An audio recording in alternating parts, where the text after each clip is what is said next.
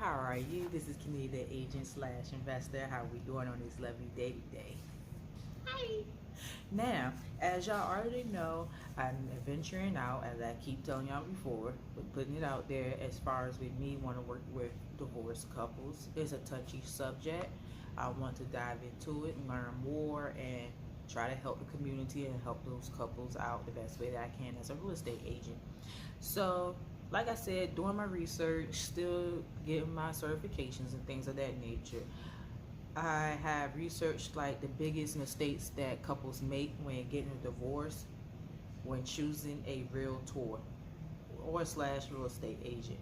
So the biggest one is they fighting over a real estate agent due to because they feel like because that spouse had recommended that real estate agent, that particular spouse will get more proceeds than the other spouse if possible. So let's debunk that right now. That's not how that works, and that would not happen.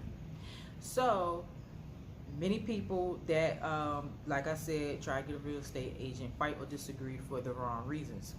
As I stated before, you might not trust a real estate agent even when they be considered just because they may choose your spouse side. Or if you're fighting for hiring that real estate agent of your choice, then you might think that real estate agent going to choose your side and it gives you more control. No sides to choose. Family lawyer picks which one. Or like I said, sometimes that particular spouse can choose the real estate agent, but family lawyers pick and choose the sides, but defend or look out for his or own client as far as family lawyers. The real estate agent have to work with both people, both clients, and try to get them on the same page. So if a real estate agent like me knows that one person is more sensitive and the other person is a straight shooter, I will still work with both of them. I cannot sit there and tell them any type of confidentialities because that's my fiduciary, I'll put the words down there, duty as far as to respect both transactions, because it is mainly basically two separate transactions almost. So with that being said, one side I would be a straight shooter to, the other side I'll be more sensitive to their needs or what they're looking for and what their needs or what their need. So as a real estate agent, it's none of my business why your marriage had ended. I'm not choosing sides. I'm not doing none of that. My duty and obligations is to avoid any bias or judgment of choosing sides either way. As I stated before, with my full fiduciary duties, my full intentions and best efforts is to try to sell your house the best way I can. Not only help you sell your house, but also help you transition to a new house or apartment that you are looking for as a single individual. So if you are thinking about choosing a real estate agent for whatever reason, keep in mind that if you choose them because you think you're going to have control over that real estate agent, that's a wrong idea to have. Also, the reasons is that any real estate documents for real estate forms, whether you want to list the property for sale or seek asking price, make price changes if necessary, or change anything of all that matters, including course of offer for buyer. First of all, is both parties still have to sign, so it would be appropriate forms and documentations that would be set forth for it to be legally binding anything. Also, on top of that, without both signatures for both parties, even if they are getting a divorce, as a real estate agent, I cannot continue on up until both parties can agree. So as your agent, I will tell you, like, if y'all can't agree, that's fine, but this house will sit on the market and your attorneys do not have any problems at all of continue on collecting money from you, because that is their job basically, is to continue on to collect money instead of them telling you like, hey, speed up the process. Another thing that to keep in mind is integrity. I do work on integrity, so no spouse should ever be convincing me about any change price at all. If there would be a change price, I will tell the other spouse like, hey, this particular spouse A wants to change the price.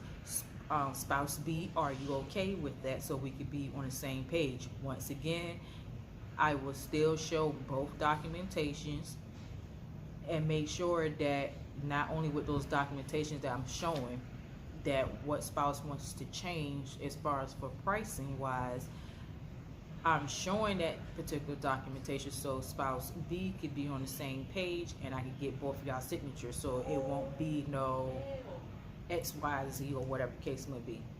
Another fear that people have is not about control over the process of it, of selling a home, but control over the money, as I stated before. When most people think that they choosing a real estate agent or choosing their side, they will control the money when it's received from the sale of the house.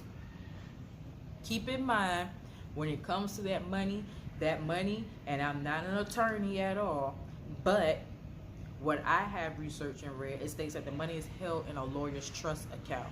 So since that money is held in a trust account, and real estate lawyer will not receive any funds whatsoever unless there is a court order instructing him or her, to get what's in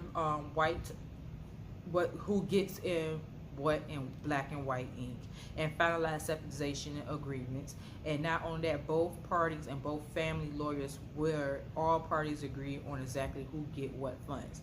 So I don't control it. It goes into a particular trust fund and it branches out from there. Regardless of how persuasive you might be or persuasive your fears or spouse that can be, all trust is whole in a trust fund until it meets all the above criteria. So let's go back to spouse A. Just because spouse A said, hey, you can go ahead and give me the money now, I cannot do that. I can't touch the money. It just goes straight to a trust. And keep in mind that all the laws had changed as far as what's going on right now.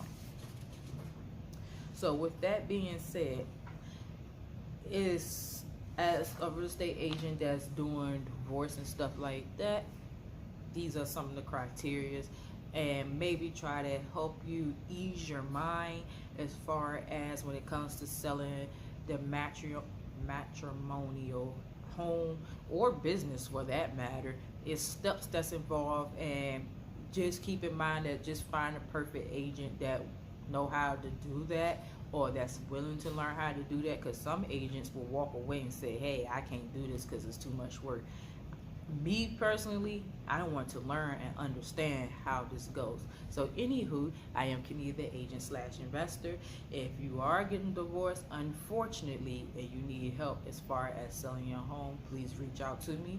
And if you're a first time home buyer, or if you're just a person that's trying to sell your home, either way, I'm still here to help in the 7 cities, of course. My telephone number is 757-447-0666. Or you can email me at kenita.james@exprealty.com. Anywho, y'all have a lovely day. Bye.